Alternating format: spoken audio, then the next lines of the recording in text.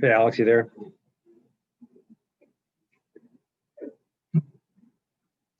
Alex, are you there? I wanted to let you in first just to make sure that you saw my little note on your thing. And, you know, we're all good. You're entirely too worried about one little question. Okay, it's all good. Yeah, and next time, if anything like that happens again, remember you can just unsubmit and then like resubmit it again, and then you wouldn't have to worry about sending an email. Sorry, sometimes you'd have to like ask for permission, like to submit something. So I don't think that's a setting that I've ever turned on.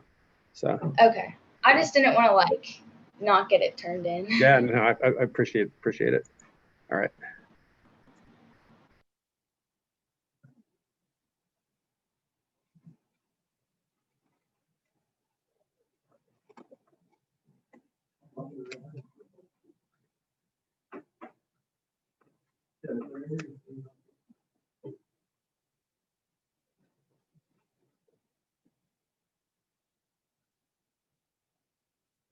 Happy Friday, everybody.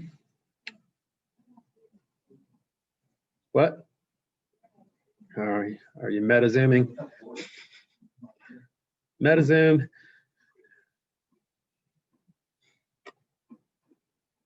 Bad enough I have to see myself in the background of some of these cubes. I feel like I'm in a fun house.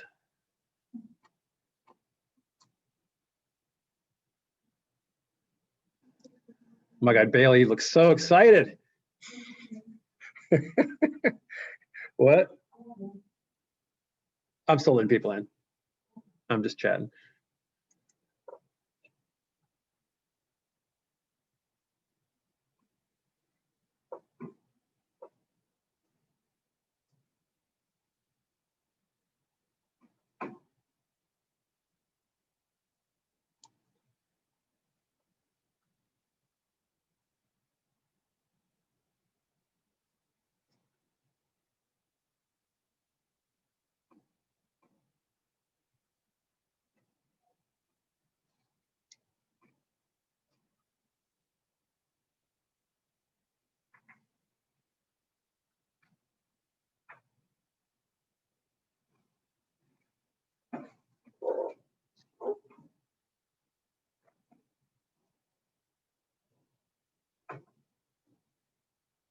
Sophia, you join us?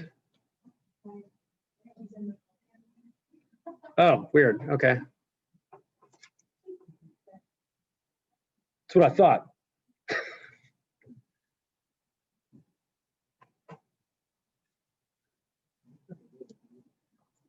In the call. That's a weird way of putting it.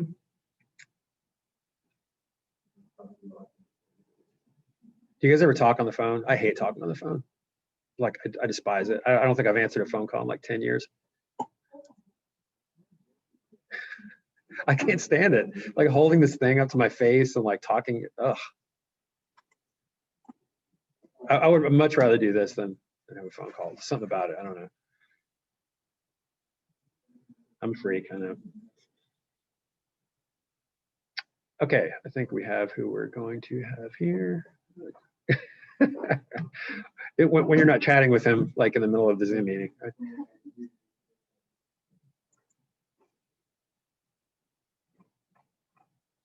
All right, let's take a look here. Okay, routine stuff, grammar lesson 10 that was due last night has been checked and a key will be posted later today for your reference. Happy Friday, by the way. I guess I didn't say that yet. First quarter of your senior year, almost over. Yay. All right, 6 questions on Shirley Jackson's The Lottery, obviously due last night, that has been checked. And I hope you didn't have too many nightmares from it last night, and we will spend most of I literally love that story. Like, I'm not even joking. I love it so much. Is that Molly talking? Yeah, it's me. Great. I love hearing that. I actually had, like, Annalu yesterday came, I think she read it on the first day, and like right in the middle of class when she finished reading it, she looked over at me, you know, with this look of disgust and said, "Oh my God, that was so awful." I was like, well, just think about it for a while. And then she came in the next day and she's like, that's like a work of art. Like totally transformed. So I'm very curious to hear what the rest of you think about it. And obviously it's shocking and jarring and dark, of course, right? But it was perfect playing out of that, you know, emotional reaction versus intellectual reaction, right? All right. Anyway, AP Classroom stuff, make sure you kind of read all through this if you don't remember what I say. So you have a new multiple choice practice set assigned. It contains 2 pieces. I'm going to make sure that's up, but it should be. 2 prose pieces, 4 questions each, timed accordingly, but will not be graded for correctness. So these are the ones that I count for on time and complete as a small test grade. So please make sure you do that today, okay? Today, all caps. And it is great practice for the Unit 1 assessment that will be happening next week, okay? So a little bit more than the last time. It's just 2 questions each. Here we have a total of 8 questions. And then also by Sunday night, so that's today, the practice is today, just, you know, do it soon so you don't forget. But by Sunday night, watch the videos about writing about literature, which is skill 7A. Okay, we're kind of putting all of our reading skills that we've learned into actually writing about it. The videos are excellent. They continue to use Cathedral and the lottery as examples as he kind of moves through how to do a claim and how to incorporate evidence and then put analysis in there. I don't want to talk about too much yet. And then apply that to writing a full paragraph. And then Wednesday and Thursday next week is when we'll actually be doing both of those things for real for an actual correctness grade, but with a curve on it since they are extremely difficult. Okay, so you're going to have to accept that you kind of know you're not getting all these right while you're doing it. You can't obsess too long because there is going to be a time limit and it is what it is. Okay, I'm not going to let somebody back in. You have to, and I'm not making it quite as strict as the real AP test will be, but I'm making it so that you have to work under some pressure. Okay, but then there's a big curve on it. Put it all together. So multiple choice on Wednesday, free response question in a, you know, just one good healthy paragraph form. And I'll show you how the rubric will work on that on Wednesday and Thursday next week. And we already talked about the strict timed attendance measures that are in place. So you're required to be there. I'll be more specific about the time later, but let's just make sure you let me know about any conflicts, okay? Okay, so if you haven't already, let's get your Perrine books out. The questions, the story starts in 278. The questions are in 285. And your questions are, of course, in Google Classroom. If you can open those back up. I'd love to hear what you think of this story. Oh, I have a thought. Already? I haven't Yeah. even asked the question yet. No, just like my thought. So I'd already read this story, right? How and when? For creative writing, like sophomore year. Oh, cool. Was that Miss Bundy? Was she still there then? No, it was, oh my God, who is it? Oh my God, Miss Lehman, I think maybe. Yeah. Okay, so I'd already read it, so I already knew what was gonna happen, and it was still so shocking. Like, I already knew what was gonna happen, and I read it, and I was like, oh my gosh, like, it was just like so crazy. Like reading Romeo and Juliet, you know they're gonna die, but it still hits you hard when you get to the end. Yeah, it's still like, I think it's really impressive when you know what's gonna happen in a story, and a writer can still make you feel equally as horrible as the first time you read it. Yeah, I like feeling horrible over and over and over again. That's what it's like to be an English teacher. So I think, you know, there's not a question about that, but I think a large part of that has to do with how she builds suspense, right? And there's literally like this alphabetical countdown to what's going to happen, right? And maybe already knowing what, you know, what it's going to be is like, oh my God, T, U, V, oh my God, now it's going to happen, right? So yeah, that totally makes sense. And you probably notice, you know, like with a lot of things that you read more than once that are high-level literary fiction, I certainly think this is, you notice more things, right? You probably notice more foreshadowing. You probably think about the kids picking up rocks at the beginning, right? Like somebody reading that for the first time, and just, oh, that's sweet, you know, kids picking up rocks, playing around or whatever. And you get to the end and you realize why they're doing that. It almost wasn't foreshadowing because you would have no idea why they'd be doing that at the beginning for reading it for the first time. But it's like retroactive foreshadowing. And then you look back, you're like, oh my God, that's what they're getting those rocks for. All the kids are doing it too. Wow. Okay. By the way, we all do understand what happened at the end of the story, right? Someone want to say it? She got stoned to death. Stoned to death, not stoned, stoned to death, right? Yeah, what in the, yeah, so that's, we got to figure out what in the, let's fill in that blank. Let's go to the questions. Okay, so I think we all know what a lottery is. And the fact that the story is called The Lottery, right, immediately sets up this expectation, right, that is then reversed by the resolution of the story, right? And we haven't done a specific unit on it, but I know you're familiar with the concept. What is that a huge example of, when you have these expectations set up and then the author does something completely different, or even in this case, certainly opposite? Irony. Yes. What kind? You know different kinds? I only know dramatic. Yeah, it's not exactly dramatic, because if it were dramatic, then we would know something's going to happen and we don't, except if you've read it before, right? But there's another kind that has to do with what's happening, irony. Situational. Situational. Yes, good. That is that is a, can't get a much more blatant example of situational irony there. You have a situation, you have certain expectations of the situation that are built up by the author, and then something like horrible happens. Okay, I don't know why it makes me laugh. I have a dark sense of humor. So obviously the title leads you to think that somebody's going to, quote unquote, win something, right? And then they actually lose their life, his or her life. So obviously, the question that we eventually want to answer is why, right? Let's kind of build up to that. Okay, so scapegoating. We understand the concept of a scapegoat. We actually have that in one of our illusion lessons that'll be coming up. How is this kind of an example of scapegoating? What are you laughing at? Are you guys all laughing at my expense? I feel like somebody's laughing at my expense. No? Okay, good. Be respectful. Scapegoating? What's a scapegoat in general, even apart from the story? You blame somebody for something they didn't do. Like, you essentially, if you don't have an answer or you don't like the answer, essentially, you just kind of put the blame onto somebody else.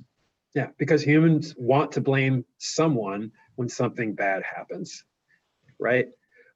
Or you want to have someone made as an example. And here, really the word sacrifice probably comes to mind too. I think it's partially scapegoating, but it's also kind of more of a sacrifice. And then we start having kind of connotations of some other types of society that are a lot older than the one that is here, assuming that when this was, sorry, what? A lot? What? Oh shoot! Sorry, I did not. Sorry, that was my bad. Oh, an unmuting accident. That's okay. Okay. The concept of scapegoating, I think, is actually pretty relevant to the COVID era, don't you think? I don't really want to get into a political debate, but there's certainly a lot of situations going on during the COVID where we want to blame someone for something that really nobody can make totally better. You know what I mean? Right? And so we want to lay the blame on someone, maybe someone who's like doing their best to try to make things as bearable as we can, keep us safe. I mean, everybody, we would like to assume at least is trying to do that, right? But without getting into specific examples, can we say there's a lot of examples going on right now where people are directing this anger over how everything sucks towards someone who's trying to do their best to help, right? We as humans want to find a definitive answer for something when there really is a multitude of factors that add up to it. It's not just one person's fault, it's millions of people's fault. Right. We want to find one person, but it's not how it works. Or on some level, maybe no one's fault, as far as like 100% fault, right? I mean, the disease is not a person, right? So yeah, but we want to have an explanation. We want to have blame. And this, again, I think the story is a little bit different, but it is isolating someone who hasn't really done anything wrong and doing something to them to serve what you think is some higher or practical purpose, right? So we'll talk about what that purpose is. 3 is kind of a tricky question. I don't think the second ballot, they kind of had trouble with this. What normal law of probability has been suspended in the story? What's kind of implausible that we would assume is a purposeful choice by the author, right? Because we talked about that in one of our chapters about, everything's for a reason if it has true literary artistic unity, right? So what happens that seems like too much of a coincidence that the author makes a choice for some reason to do? Well, I just put that everyone, people in smaller families technically had a higher chance of being chosen individually than those in larger families, because I'm pretty sure they drew families first, right? They did, yeah, that's part of the process. So if your family gets drawn, which is an equal chance of happening, then you have a higher chance of individually being chosen if you're from a smaller family. I don't know. That is an interesting statistical analysis of what happens in the lottery, and not wrong. But let's think about who really gets chosen, which is which character? What's her name? Alice. Mrs. Tessa, Hutchinson. Tessie. Yeah, Tessie Hutchinson, Mrs. Hutchinson, right? She's the mom. What is unique about that character that makes it almost kind of too much of a coincidence that she, quote unquote, wins? Carly? She was late to the meeting. Yeah, she was late, and then she complained when it was her family chosen, and that almost what effect do you think that had? You know, there's all this talk about the lottery box is getting old. Some people are, you know, giving up the lottery, and you hear old man Warner, the guy who doesn't want things to change. It sounds like things are maybe kind of swinging away from it. But what effect does the fact that the person who kind of broke the rules and complained ends up being the winner? What effect is that going to have on the tradition of the lottery? Is it going to weaken it or strengthen it? It'll keep it going It'll because keep it going. anybody who has doubts is going to be chosen. That's what they think. That's not right, right? We know Yeah. that's not right, because if we I don't, know. yeah, but that's going to have that effect on them, and that's where you start to, you know, really think, all right, well, this is how society can work sometimes, right? When people have superstitions, you know, often the superstition is not going to hold true, but then the one time that it does, you think, oh, people are like, oh, you see, that's what happens when you do this, and it's not rational, and it's not scientific, and it's not evidence-based, but people still take the odd example and then use that as an excuse to keep something around that is a ritual or a tradition. And not to say there's anything wrong with most rituals and traditions. You know, they can hold value, right? But isn't there also, you know, what I think the story is kind of getting at, isn't there also a such thing as holding on to something that is a tradition or ritual for no other reason except the fact that that's the way that it's always been done? And that's personified in Old Man Warner, right? And that's where you know, Shirley Jackson wants us to think to ourselves, like, you know, maybe we should think about if the only way that you can justify and rationalize the continuation of some ritual or tradition is, well, that's the way that it's always been done. If that's all you can, the only way you can defend it, then maybe you need to kind of think for yourself, you know, and think, well, maybe this isn't a good thing, you know. Wait, when was this book made? When was the story written? I think it was Yeah, like written. mid 20th century, I think. Let me look. And was she a black woman? She lived, I don't know, she's Caucasian. She was lived It might have been about slavery. Yeah, 1919 to 65 was her lifespan. I'm not sure of the exact publishing year, but yeah, could be like I said, early mid 20th century, and also maybe kind of toward the end of the age of having small agrarian societies, which is what this is, right? And that's going to kind of tie in with why this is around. So I kind of talked about the significance of the original box, how it seems to have been lost. Some of the parts of the ritual have been forgotten. I believe it's the Adams bring up the fact that some towns have given up lotteries, and it sounds like it could fade away, but then ironically it ends up being strengthened by this you know, horrible coincidence that Mrs. Hutchinson, the one who was late, ends up winning. Okay. Now what about the last part of 4? Can you find a statement in the story that most likely explains the original purpose of the ritual?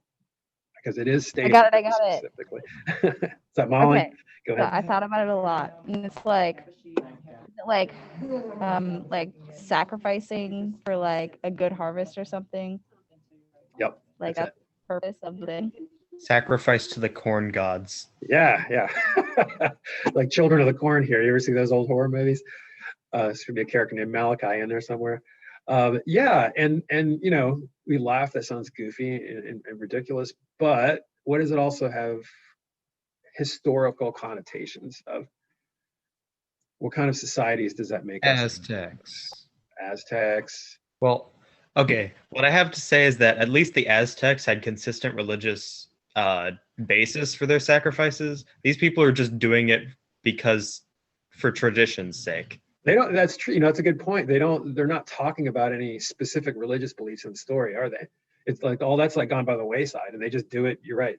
And it's kind of funny to defend human sacrifice, but you're right. They did have like reasons that they at least believed were true, right? Aztecs, Mayans, I mean, all kinds of, you know, older primitive societies, and, you know, who knows, maybe somewhere in the far reaches of the world, more primitive societies, there are still stonings that go on, unfortunately, in all seriousness in some places. But yeah, it is a human sacrifice to satisfy God knows what. It's never explained here, but that seems to be the origin of it, right?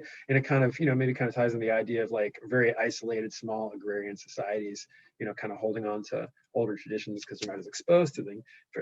And is that realistic even for Shirley Jackson's time? Well, no, not in this country.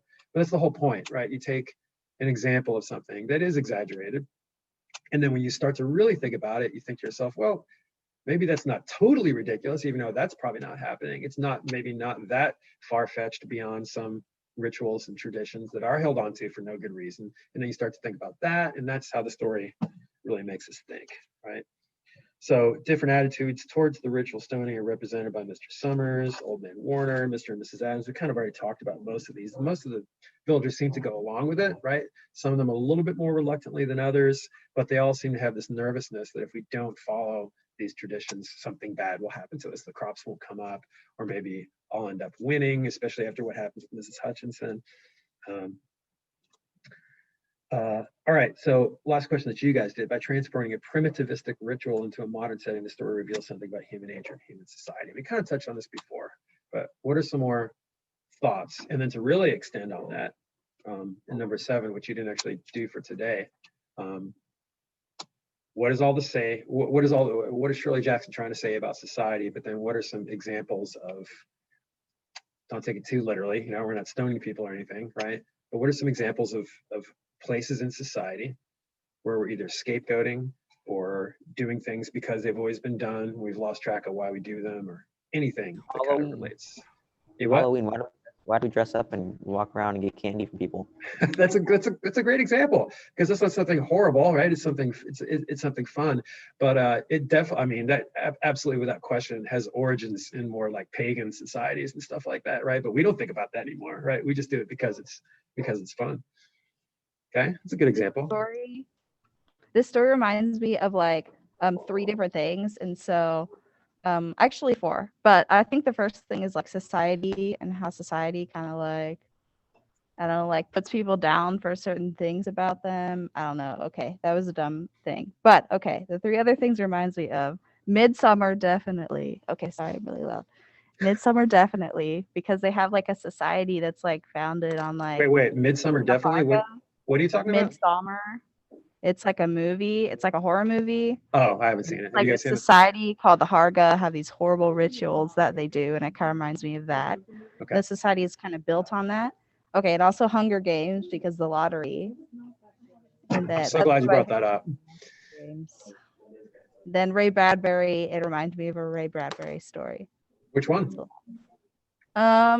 Just all of them. It's just like the vibe that I'm getting from it. Okay. It's just very Ray Bradbury. I love that you brought up the Hunger Games, because what's the author's name? Suzanne Collins. Suzanne Collins. Yeah, Suzanne Collins has specifically explained in interviews. There's actually one that I've shown in my class when I've taught that book before, that she drew very directly from the ideas of the lottery for the whole what's the ritual in that society called the reaping, right? So instead of the lottery, you have the reaping, right? And someone is drawn, and then you're not winning by getting drawn. Yeah, it's a clear allusion to the lottery in a well done way, where it doesn't seem like it's copying it. Obviously, she makes like a whole more huge story to it, but yeah, she takes that idea and puts it into a future dystopia, which is great. That's it's just like what Foster talks about, with just borrowing ideas, but in a tribute kind of good way, and putting your own spin on it, which she does. Okay, anything else makes you think of? Those are great examples. Okay, good enough. Let me just pop back to the agenda real fast here and make sure we're all straight and everything. So when you watch those videos, he's going to continue to use the lottery, an excerpt from that as an example. Okay, so, and I think I mentioned this before, but try to, when you're watching the videos, actually pause when he gives you an excerpt and he gives you an actual prompt, and then he's going to give you a prompt that he has written. Pause the video before he shows it. And in your notes, try to really write a thesis, and that's going to kind of get you used to facing up to a prompt on the spot and having to write about it, because we haven't, we've played with that a little bit, and we've done it in discussion, but we haven't really started doing it for real, which is what we're going to be doing next week. Okay, so he'll take you beyond that into how to gather evidence and put it together and actually have a real claim that addresses the prompt rather than restating it, bringing in evidence and actually doing real analysis, but only in the form of one paragraph. So it's good stuff. Practice by today and videos by Sunday night. We'll take a break from vocab and grammar next week since we're wrapping up the quarter. Is that okay with you guys? Okay. Party. Oh, you're already leaving. Okay, bye. Have a good weekend. Great discussion. Thank you.